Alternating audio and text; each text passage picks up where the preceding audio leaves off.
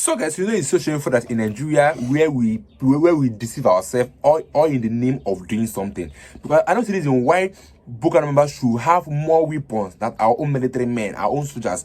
Because now, within 24 hours, 4 military bases have been destroyed and attacked by Boko Haram members in the north. 4 within 24 hours. How are they getting those ammunition? And don't forget that these are governments even reinstated back former Boko Haram members back into society, all in the name of that they have repented. Just take a listen at these reactions and let me get your views in the comment section. If you think I don't know what I'm saying, I dare you to come and pick me and I'll prove it to you, not based on newspaper headings, based on reality, that some of these corrupt military officers and some of these corrupt politicians are sending a bunch of demoralized soldiers and ill-equipped soldiers to go and face their death warrant in the name of trying to protect the country, and at the end of the day they end up becoming casualty victims, and even the people they are protecting to become victims.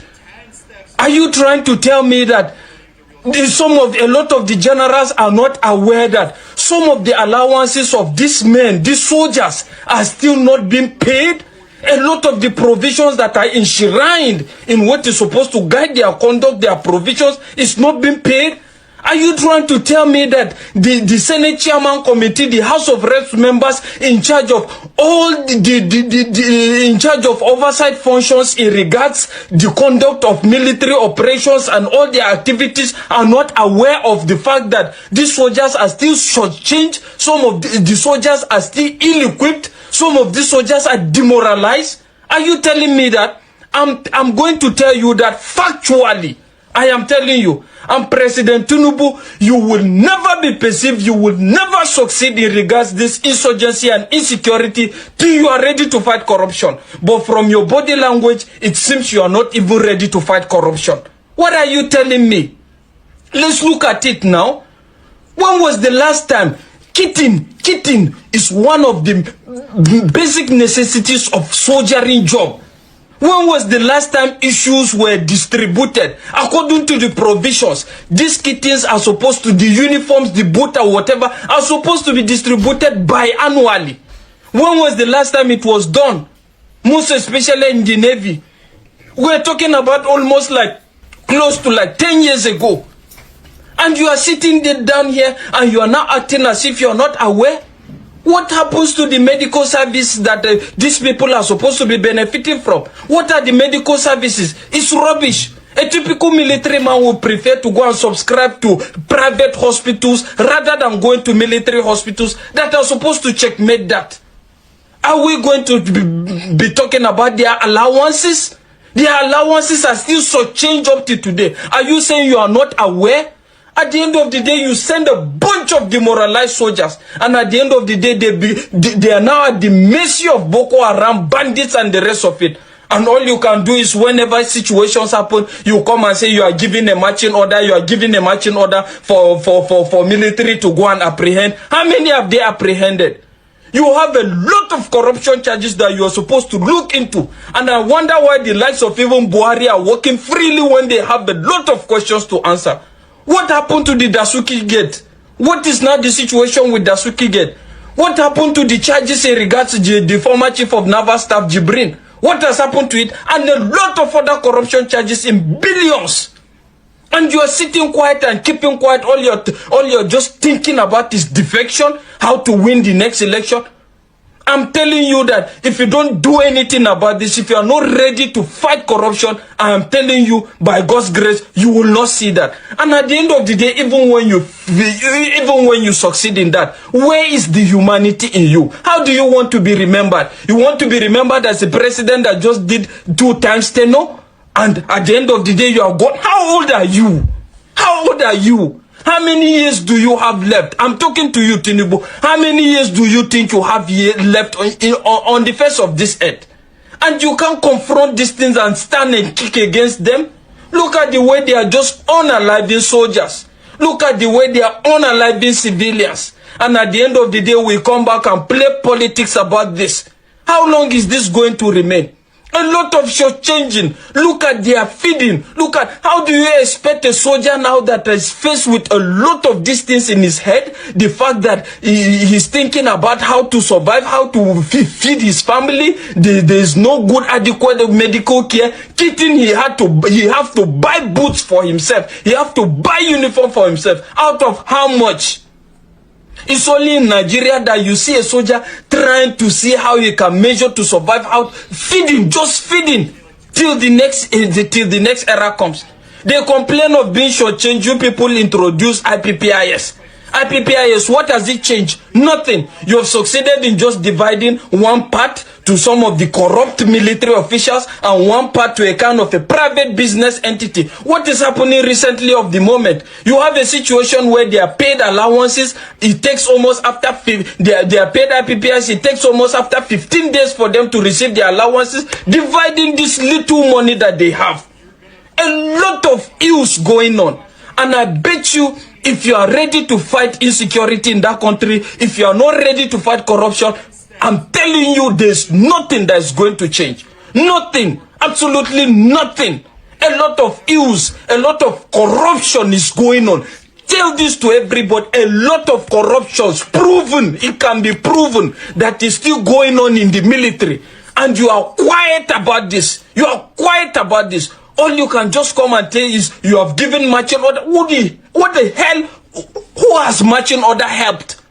Look into the details. Look into the major cause of all these things. Why are we having a bunch of demoralized soldiers? Why are we having a bunch of ill-equipped soldiers going to fight this insurgency? So guys, you have seen what is happening in Nigeria today. Honestly, I feel for our military men. Honestly, you know, the way they are being managed, you know, all round, like this guy was saying, even their kitting is a challenge to provide. Not to talk of their food, not to talk of the salary they earned, not to talk of the other allowances they are supposed to be given. A whole lot of challenges. But see, these politicians, some of them don't even you know, do elections, but they will find themselves as Senate presidents, as senators and all that, and they go home with millions of naira. And then Nigeria chose to send poor people's children, you know, in the front of the war to keep fighting for them. Anyway, now they are finding it difficult to get people to enroll into the military, because Nigerians are now realizing that it's of no gain, you know, that you put your life at the forefront and the people you are fighting for don't even care. None of them. You cannot see any of the lawmaker donate his or her salary, or even just a percentage of his salary, to help and support the military. These are people that take home millions upon millions. There is no way individuals or even those in government are supporting these military people. They just send them to go and fight Boko Haram that has, you know, more sophisticated weapon. It's really, really so sad. I'm just wondering, being in the military, how do these people feel when the motivation is not there? Then the sole aim of joining the military is gone.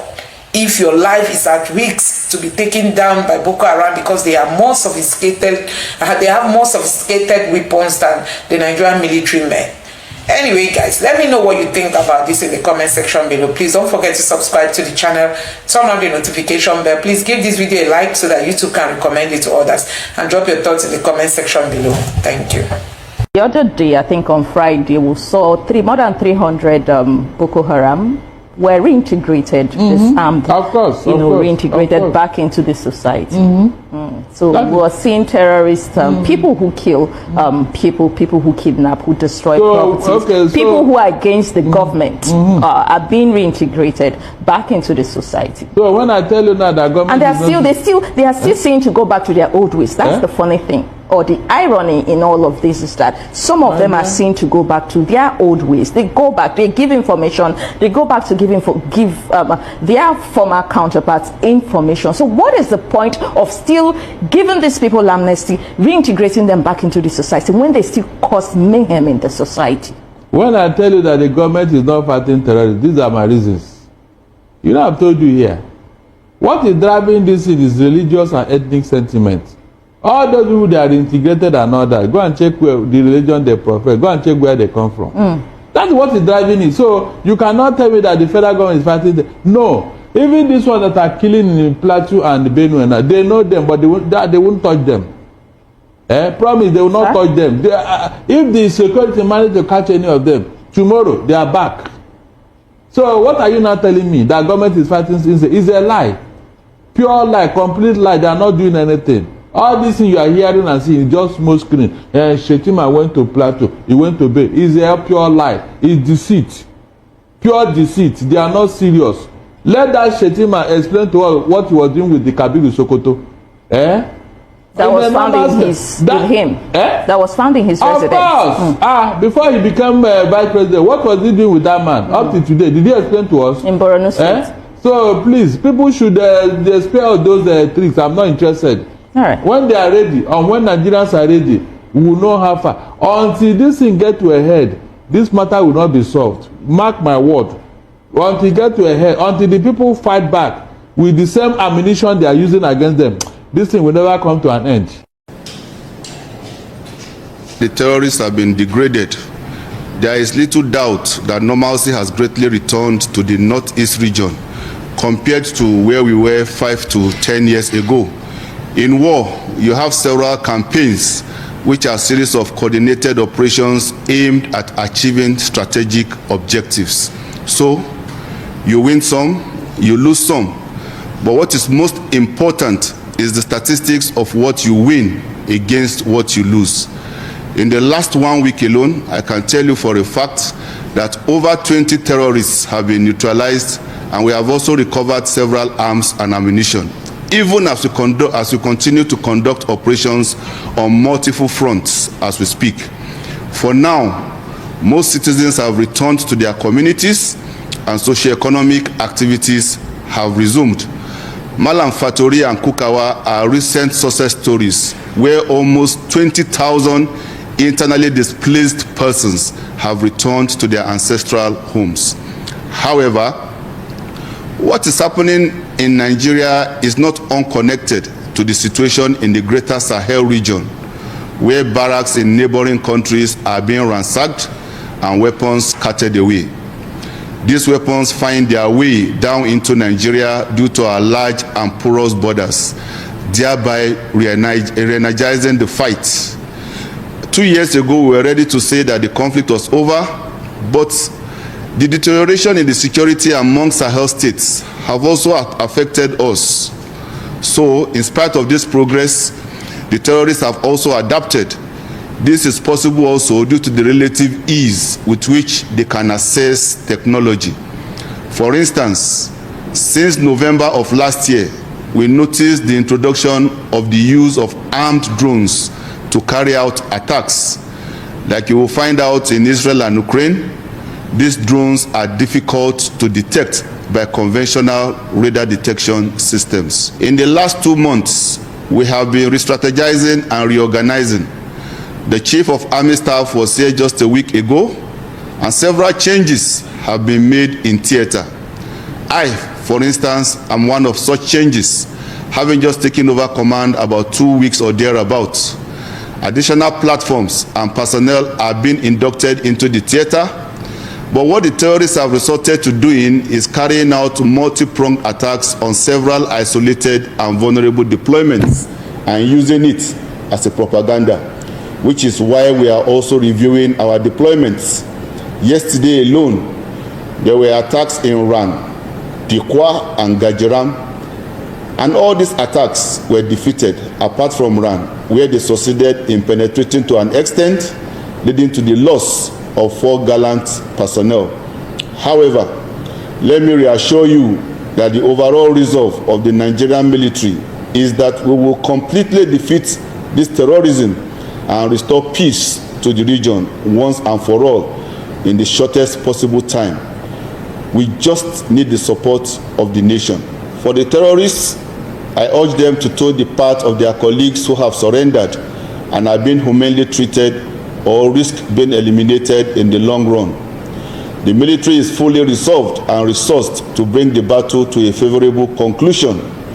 Our troops are highly motivated and our resilience is not dampened. Several welfare initiatives have been instituted by the military hierarchy, and this has boosted the morale of our troops.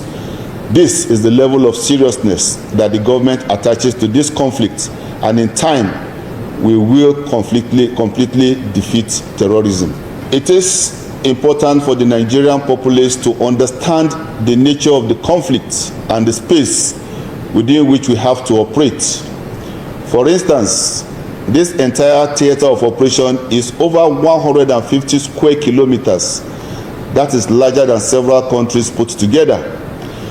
But let us even take the Timbuktu Triangle, which is one of the epicenters of this conflict.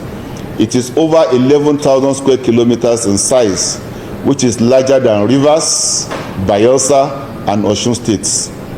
Internationally, the Timbuktu Triangle is larger than Jamaica, Kosovo, as well as the Republic of Gambia. So, as a military, we need to be methodical and have a phased operation. In asymmetric warfare, Sun Tzu famously said, you have to separate the water from the fish. That is the terrorist from the populace. Security is therefore a collective responsibility and not just for the men in uniform. Nigerians must continue to assist the military in fishing out the bad elements. Let me give you an example. Last week alone, we were able to capture 13,000 liters of premium motor spirit, that is petrol, which was intercepted by our personnel headed for the terrorist enclave in the middle of the night. This amount will keep the terrorist motorcycles operational. Because I don't see reasons why there is a video flowing up and down that this our Boko Haram members, or I say Boko Haram terrorists in Nigeria, because right now I think they are not members. Because how can the government embrace Boko Haram members and then they don't want me, and then they are sending our military men to go and fight them, knowing fully whether these people are well armed than our military men, but we rather send them there to go and die. So you can see that these people are now our members in Nigeria, because it's as if they're now mere citizens of Nigeria who are allowed to carry guns and go and buy people freely and go scot-free. Because I don't see why I've never heard in any news that governments are talking about or against killing by Boko Haram members or by bandits or by herdsmen. I've never seen that. But I saw a post where the government sentenced a man that bite a Fulani herdsman in self-defense by death by hanging. Why are they killing people that were killed Fulani herdsmen, but they are not saying anything about the herdsmen killing people? That is the kind of government that we have. And it's so shameful that our own government will go and bring back and reinstate ex-Boko Haram members back in society, or in the name that they have repented, they want to carry out an IDP camp. And many things that we are here in this country, we are all jokes. Let me get your views in the comment section by the way. Guys, my next video.